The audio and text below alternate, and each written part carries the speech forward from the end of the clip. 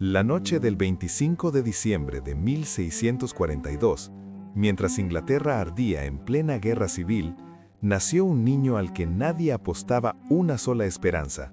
Una casa de piedra rodeada de campos húmedos y silencio fue testigo de un nacimiento frágil, casi clandestino. Isaac Newton llegó al mundo prematuro, tan pequeño que, según los relatos familiares, cabía dentro de una jarra de 1/4 de galón. No se esperaba que sobreviviera, nadie celebró, nadie imaginó, pero lo que nadie sabía era que aquel niño enfermizo estaba destinado a cambiar la forma en que la humanidad entendería el universo. El padre de Isaac Newton había muerto 3 meses antes de su nacimiento. Nunca llegó a conocerlo. Ese vacío marcaría toda su vida. Décadas más tarde, Newton escribiría una frase inquietante en un cuaderno privado: "Nunca conocí el afecto paterno. Tal vez por eso busqué orden donde otros veían caos". Esa ausencia no fue solo emocional, fue estructural, sin figura paterna, sin estabilidad, sin una infancia protegida. Newton creció con una sensación persistente de abandono. Newton fue registrado legalmente como niño no viable en los primeros días tras su nacimiento, una categoría usada para bebés con expectativas mínimas de supervivencia. Cuando Isaac tenía apenas 3 años, su madre, Hannah Iscow, se volvió a casar con un clérigo acomodado, Barnabas Smith. La decisión fue inmediata y brutal. Isaac no iría con ella. Fue dejado al cuidado de su abuela materna, sin explicación, sin despedida adecuada. Aquí se instala el primer gran trauma de su vida. "Me sentí arrojado fuera del mundo", escribiría muchos años después. ¿Puede un niño abandonado 2 veces encontrar consuelo en leyes universales? Newton no fue un niño sociable, no jugaba como los demás, no reía en grupo. Prefería construir molinos de viento en miniatura, relojes de agua, cometas con linternas atadas que aterraban a los vecinos al caer la noche. A los 10 años, Newton diseñó un reloj solar tan preciso que se utilizó durante décadas en Woolsthorpe. Mientras otros niños aprendían a convivir, Newton aprendía a observar. Aquí aparece un detalle casi nunca mencionado en documentales tradicionales. En un cuaderno personal, Newton escribió una lista titulada "Pecados de mi juventud". Entre ellos, aparece una confesión escalofriante: "Amenacé con quemar la casa de mi padrastro y a él dentro". Este no es el retrato de un genio sereno, es el de un niño lleno de rabia contenida. La genialidad de Newton no nació de la calma, nació del conflicto interno. Durante su adolescencia, Newton fue enviado a The King's School en Grantham. Allí ocurrió algo decisivo. Descubrió los libros, no los leía, los devoraba. Matemáticas, geometría, óptica primitiva. Su mente encontró un refugio. "En los números encontré una verdad que no traiciona", escribiría más tarde. Primera señal clara de genialidad. Newton resolvía problemas matemáticos no enseñados en el programa escolar, adelantándose años al contenido oficial. El secreto que marcó toda su vida no fue su inteligencia, fue su incapacidad de confiar emocionalmente en otros. Newton aprendió muy temprano que las personas se van, las leyes no. Y así, sin saberlo, empezó a construir un universo donde todo podía predecirse, todo podía controlarse, excepto el corazón humano. En 1661, con 18 años recién cumplidos, Isaac Newton ingresó al Trinity College de Cambridge. No llegó como prodigio, llegó como subsar, un estudiante pobre que pagaba su educación realizando tareas domésticas para alumnos más acomodados. Servía mesas, limpiaba habitaciones, observaba en silencio. Pero lo que nadie sabía era que mientras limpiaba suelos ajenos, Newton estaba construyendo una revolución intelectual en su mente. Cambridge seguía enseñando a Aristóteles como autoridad absoluta. El conocimiento se memorizaba, no se cuestionaba. Newton lo detestaba. En una anotación privada escribió: "No vine aquí a repetir palabras muertas". Dato poco conocido, Newton ignoraba deliberadamente muchas clases formales y prefería estudiar por su cuenta, leyendo a pensadores prohibidos o marginales. Aquí aparece una figura clave: Isaac Barrow, matemático brillante y uno de los pocos docentes que detectó algo distinto en Newton.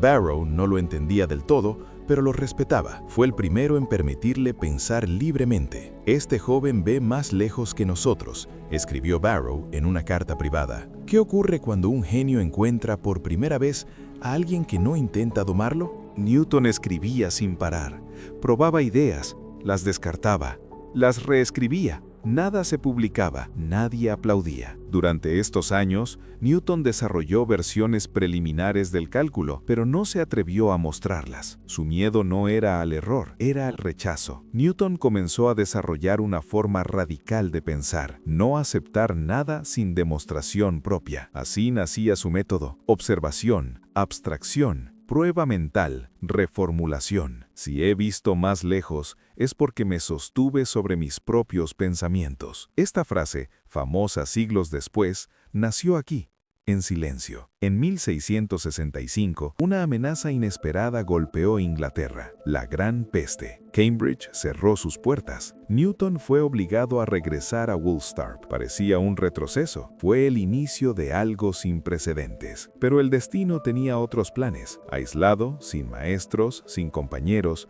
Newton cayó en un estado emocional frágil. Dormía poco, comía mal, pensaba demasiado. Escribió: «Mi mente es un torbellino que no descansa». Durante este periodo, Newton mostró síntomas claros de colapso nervioso temprano. Sin clases, sin reglas, sin interrupciones, Newton empezó a crear. Aquí nacen los cimientos de la gravitación, el cálculo, la óptica moderna, pero aún no lo sabía. ¿Cómo pudo un joven aislado superar a siglos de pensamiento acumulado? Newton no compartía nada. Guardaba sus ideas como secretos peligrosos. Su mayor conflicto no era intelectual, era emocional. Temía que al exponer sus ideas, el mundo volviera a abandonarlo. El joven frágil, solitario y obsesivo estaba a punto de vivir el momento que lo cambiaría todo. Pero antes, tendría que enfrentarse a sí mismo. En 1665, Inglaterra cerró sus puertas. La peste negra avanzaba sin distinguir clases ni credos. Las universidades suspendieron actividades, las ciudades se vaciaron, el miedo se volvió cotidiano. Isaac Newton regresó a Woolsthorpe, la misma casa donde había nacido prematuro, frágil y no deseado. Volvía al origen, pero ya no era un niño. Era un joven cargado de ideas inconclusas, silencios acumulados y una mente incapaz de detenerse. El aislamiento no me apagó, me encendió, escribiría años después. Mientras el mundo huía del contagio, Newton se encerró con algo más peligroso: sus propios pensamientos. No tenía instrumentos sofisticados, no tenía colegas, no tenía supervisión. Tenía tiempo y tenía obsesión. Newton dormía menos de 4 horas diarias durante este periodo, registrando ideas a cualquier hora, incluso de madrugada. Cada día se repetía el mismo ritual: caminar por los campos, observar, regresar, escribir, borrar, volver a escribir. La rutina no era saludable, pero era fértil. Mi mente no conoce reposo cuando una pregunta se instala. Una tarde cualquiera, Newton observó la caída de una manzana. No fue un golpe místico ni una revelación divina. Fue una pregunta incómoda. ¿Por qué cae hacia abajo? ¿Por qué no hacia los lados? ¿Por qué siempre hacia el centro de la Tierra? La pregunta era simple, la consecuencia devastadora. Newton no formuló la ley de la gravedad ese día. Tardaría más de 20 años en publicarla. Aquí nació algo más profundo: la idea de que la misma fuerza que hace caer una manzana podría gobernar el movimiento de los planetas. Pero lo que nadie sabía era que esa conclusión lo aterrorizó. Si esto es cierto, todo lo que creemos saber está incompleto. ¿Qué se siente al descubrir que el universo obedece a una sola ley invisible? Entre 1665 y 1667, Newton desarrolló en soledad 3 pilares de la ciencia moderna: las bases del cálculo diferencial e integral, la teoría de la gravitación universal y los fundamentos de la óptica experimental. Todo antes de cumplir 25 años. Newton llamó a este periodo «mis años milagrosos», pero nunca habló públicamente de ellos. No había aplausos, No había testigos, no había reconocimiento, solo dudas. Temo haber ido demasiado lejos para volver atrás. El precio no fue inmediato, pero fue real. Newton dejó de escribir cartas, evitaba visitas, se volvió irritable, desconfiado, aislado incluso de su propia familia. Un vecino escribió que Newton hablaba solo durante largos paseos y parecía ausente incluso cuando estaba presente. Aquí se gesta una característica que lo acompañará toda su vida: la incapacidad de compartir el mérito y el miedo constante a que otros roben sus ideas. Al regresar a Cambridge tras la peste, Newton no presentó sus descubrimientos como una revolución. Lo hizo como apuntes dispersos. Algunos colegas no entendieron nada. Otros lo ignoraron. Unos pocos quedaron inquietos. Sus escritos son oscuros, pero hay algo allí, comentó un académico anónimo. Newton estuvo a punto de abandonar completamente la investigación científica al sentir que nadie comprendía su trabajo. Aquí aparece un detalle raramente contado. Durante este periodo, Newton comenzó a estudiar alquimia, no como superstición, sino como intento desesperado de encontrar unidad en la naturaleza. Creía que todas las fuerzas, físicas, químicas y espirituales, podían obedecer a principios comunes. La naturaleza no se contradice, somos nosotros quienes no la entendemos. Newton escribió más sobre alquimia que sobre física, pero ordenó que estos textos nunca fueran publicados. Newton sabía que había tocado algo grande. También sabía que el mundo no era amable con quienes lo desafiaban. Su conflicto interno alcanzó el punto máximo: publicar y exponerse, o callar y conservar la cordura. El joven aislado, obsesivo y brillante había cambiado el curso de la historia, sin que nadie lo supiera aún. Pero la paz no duraría, porque pronto el mundo respondería, y no sería con gratitud. Durante años, Isaac Newton había trabajado en la sombra. Sus ideas existían, pero no circulaban.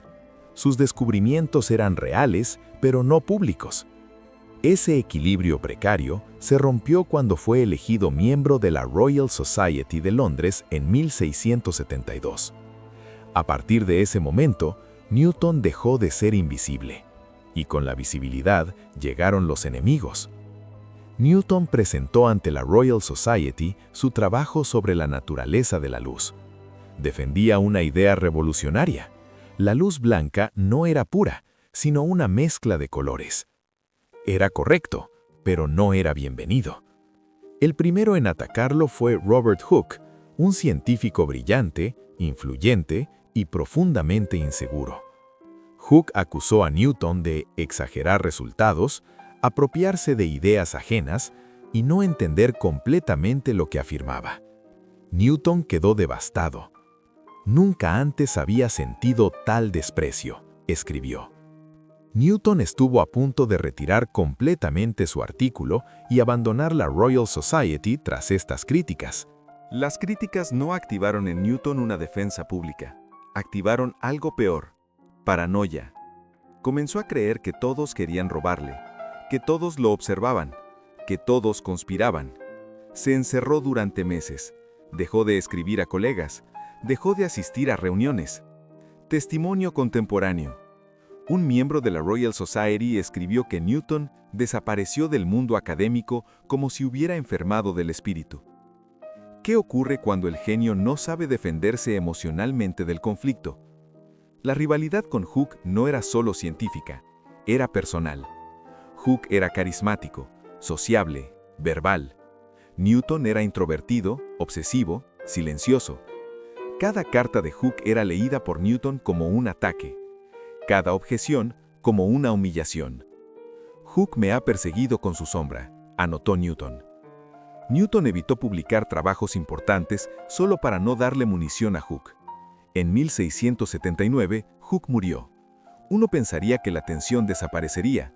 Ocurrió lo contrario. Newton heredó poder dentro de la Royal Society y lo usó.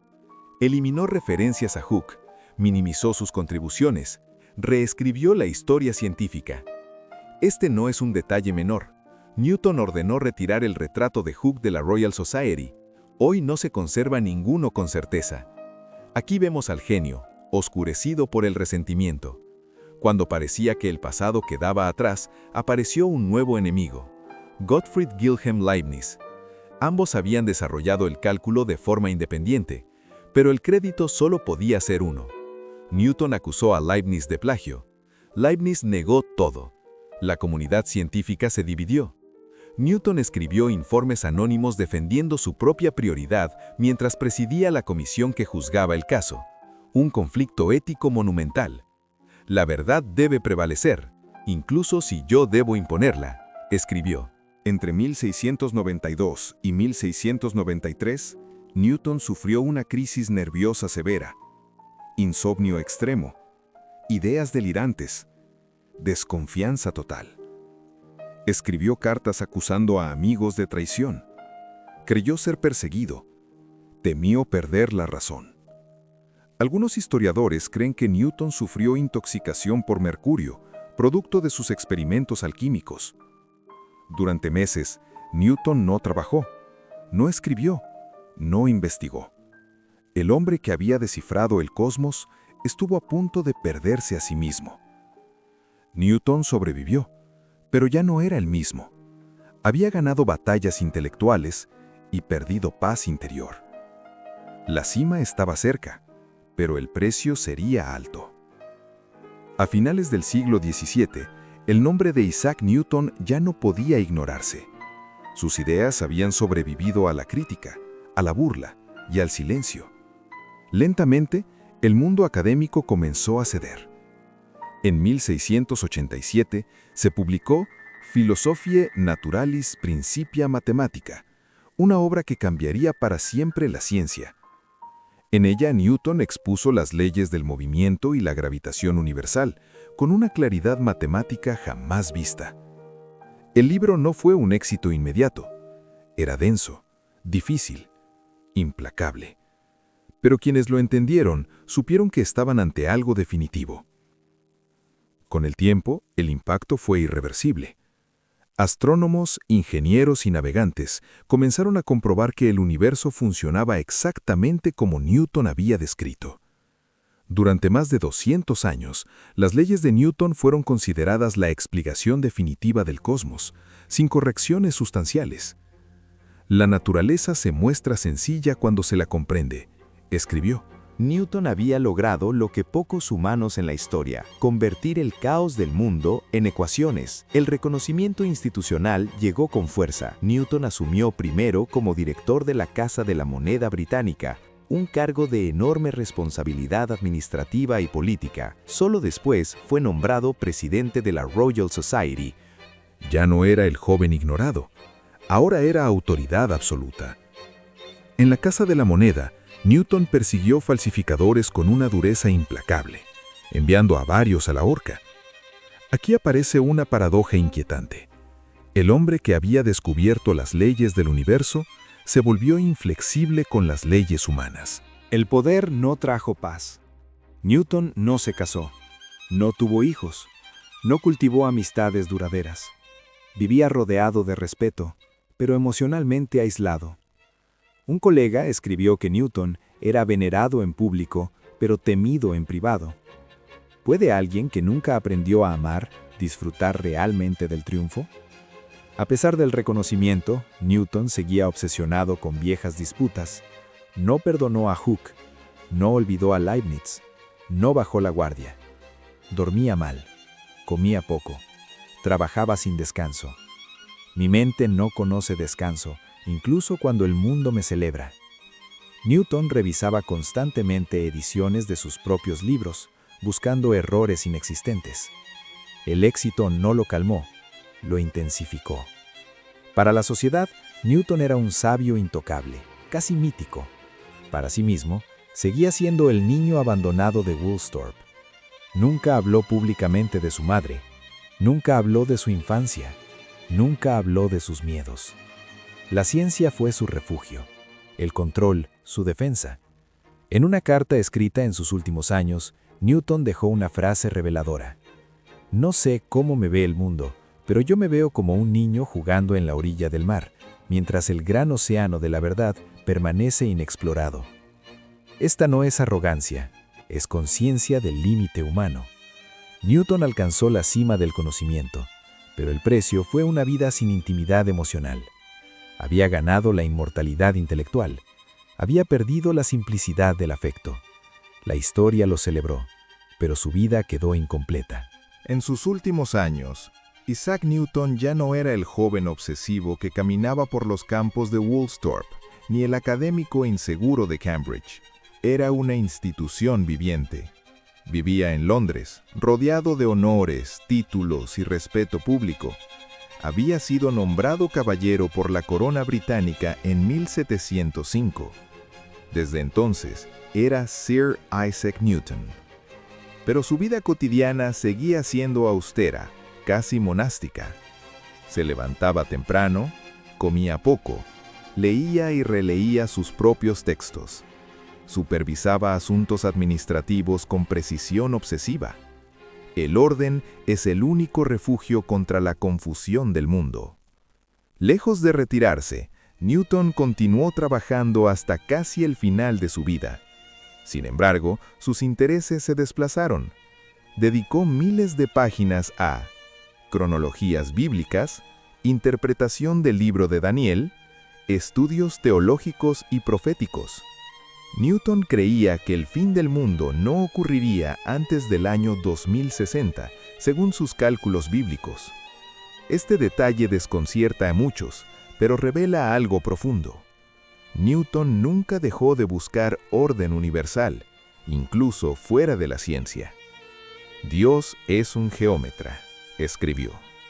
Isaac Newton murió el 31 de marzo de 1727, a los 84 años, una edad extraordinaria para su época. No murió rodeado de familia directa, murió rodeado de reputación. Fue enterrado en la abadía de Westminster, un honor reservado a reyes, poetas y héroes nacionales. Newton fue el primer científico enterrado en Westminster Abbey. Tras su fallecimiento, Europa reaccionó con una mezcla de asombro y reverencia.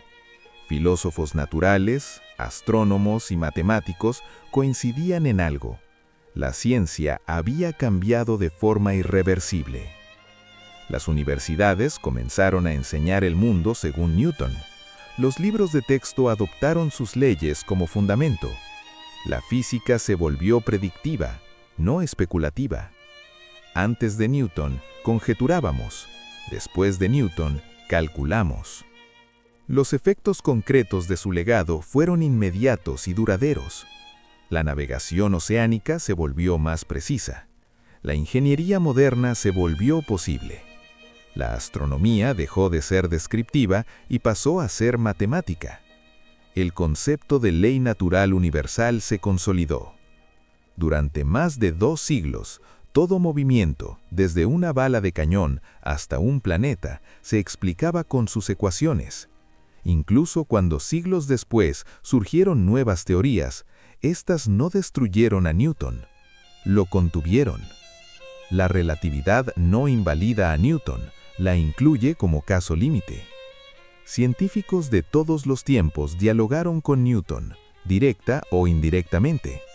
Entre ellos, Albert Einstein, quien dijo: Newton fue el genio más grande que haya existido, y también el más afortunado, porque solo hay un universo, y él lo descubrió.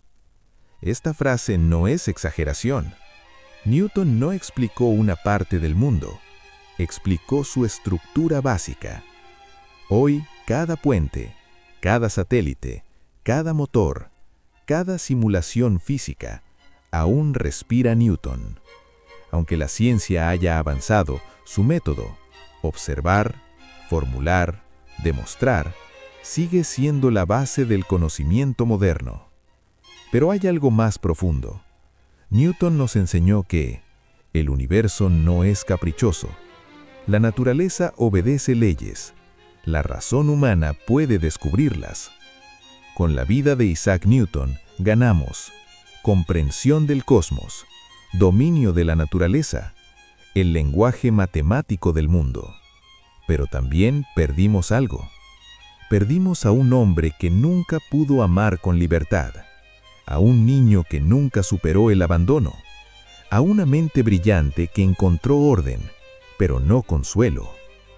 No sé cómo me ve el mundo. Esa frase final no es modestia, es soledad. Tal vez el mayor legado de Newton no sea una ley, ni una ecuación. Tal vez sea esta lección silenciosa. El genio puede iluminar el universo, pero no siempre logra iluminar la vida interior de quien lo posee.